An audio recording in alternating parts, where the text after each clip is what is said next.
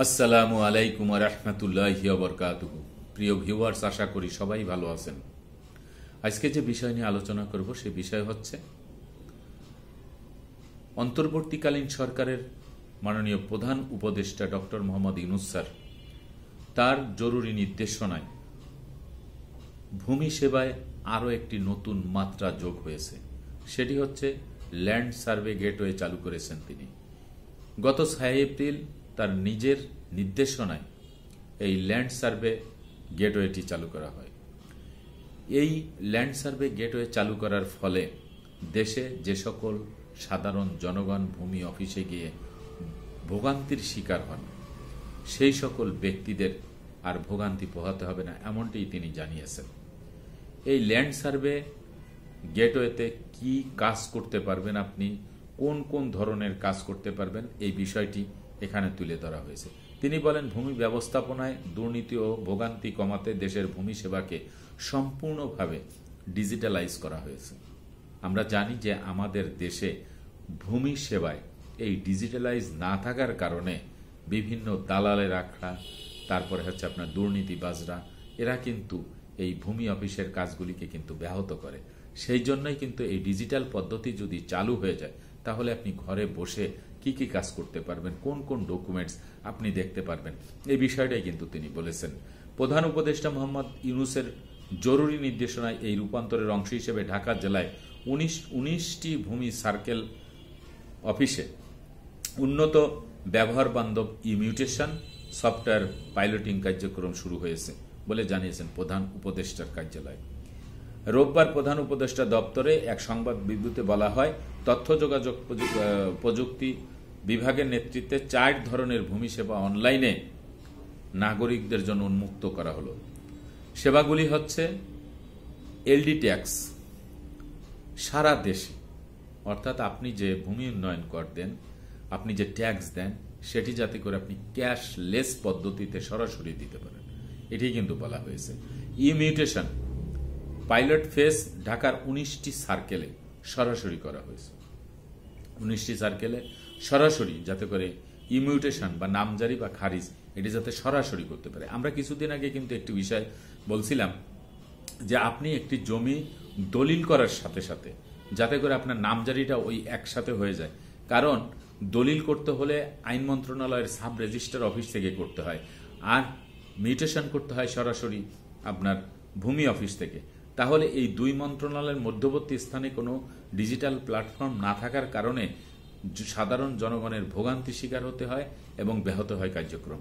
এই 2টি মন্ত্রণালয়ের মধ্যবর্তী স্থানে যদি একটি ডিজিটাল প্ল্যাটফর্ম তৈরি করা হয় এবং এই দলিলের সাথে সাথে, যেহেতু আমি সম্পত্তি টাকা দিয়ে ক্রয় করেছি, যার কাছ থেকে ক্রয় করেছি তার সকল কাগজপত্র থাকার পরে আমার কাছে বিক্রি করেছে এবং আমি ক্রয় করার সাথে সাথে আমার মিউটেশনটা যাতে করে হয়ে যায়, এমনই একটি ব্যবস্থা কিন্তু নেওয়া হয়েছে।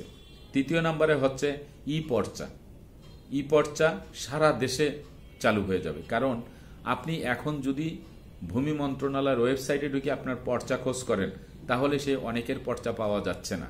পর্চা বলতে কি বলা হয়, যে জরিপ কার্যক্রম করার জন্য যারা জরিপকারকরা এলাকায় গিয়ে যে খসড়াটি করে, অর্থাৎ খতিয়ানের অনুরূপ কপি, যেই খসড়াটি দেখে প্রিন্ট পর্চায় চলে যায়, এই খসড়াটি যাতে করে সরাসরি আপনি অনলাইনে পেয়ে যান, সে বিষয়টি কিন্তু এইখানে বলা হয়েছে।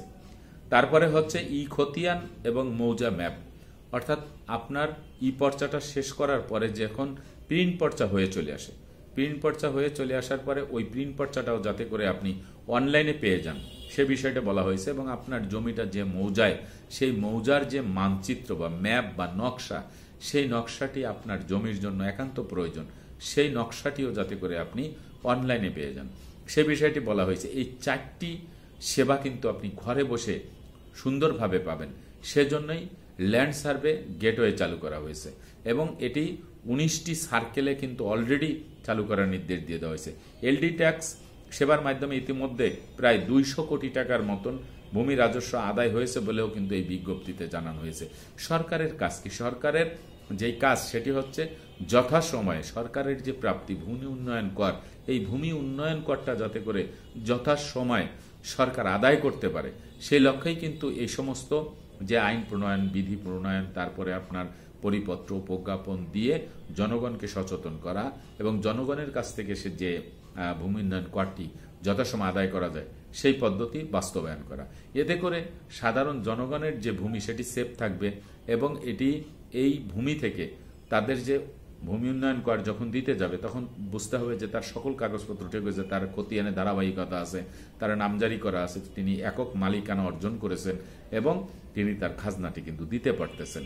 এই যে একটা ঝামেলা, এই ঝামেলাটা যাতে না পোহাতে হয় সেই কথাটাই কিন্তু এখানে বলা হয়েছে। এবং ইতিমধ্যে 200 কোটি টাকার মতো রাজস্ব কিন্তু এই 19টি সার্কেল অফিস থেকে কিন্তু আদায় হয়েছে। প্রধান উপদেষ্টা দপ্তর জানিয়েছে, নাগরিক ভোগান্তি কমাতে বিচ্ছিন্নভাবে পরিচালিত 4টি সেবাকে সংযুক্ত করে একটি আধুনিক ল্যান্ড সার্ভে গেটওয়ে চালু করা হয়েছে। এই যে 4টি সেবা কিন্তু আমাদের ভাগ ভাগ করে করতে হতো।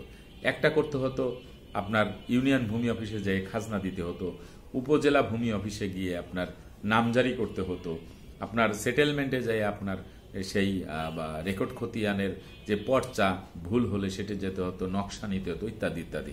সেই কথাই কিন্তু বলা হয়েছে। এই গেটওয়ে সারা দেশের সব ভূমি সার্কেলে উন্মুক্ত করা গেলে নাগরিকদের আরো সহজ হয়ে যাবে তাদের সেবা নেওয়ার জন্য। যেহেতু ইমিউটেশন বিচারিক প্রক্রিয়ার সাথে সংযুক্ত, সেহেতু একাধিক সংস্থা দপ্তর সংশ্লিষ্টতা রয়েছে বিদায় তাই এই সেবার পদ্ধতিগত সহজীকরণ এবং নথি ব্যবস্থা সহজীকরণ আরও পর্যাপ্ত পাইলটিং প্রয়োজন রয়েছে বলে বিজ্ঞপ্তিতে বলা হয়েছে।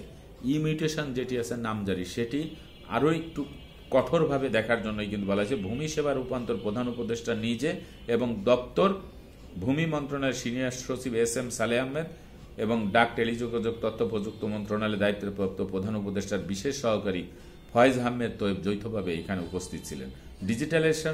ডিজিটালাইজেশন পরবর্তী পর্যায়ে বেসরকারি এবং ইউনিয়ন ডিজিটাল সেন্টারে উদ্যোক্তাদের প্রশিক্ষণের ব্যবস্থা করে ওয়ার্ড পর্যায়ে ভূমি সেবার ব্যবস্থা করার জন্য কিন্তু এখানে বলা হয়েছে।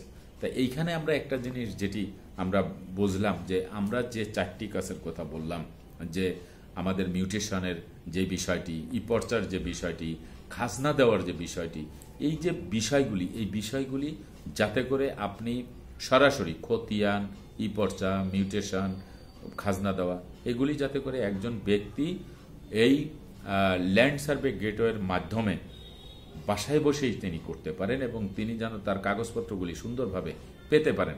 এই 4টি বিষয় একত্রে করে এই ল্যান্ড সার্ভে গেটওয়েটি চালু করেছেন। অলরেডি ঢাকাতে 19টি সার্কেল অফিসে চালু করেছেন এবং সেখান থেকে 200 কোটি টাকার মতো রাজস্ব আসছে এমনটি কিন্তু জানানো হয়েছে।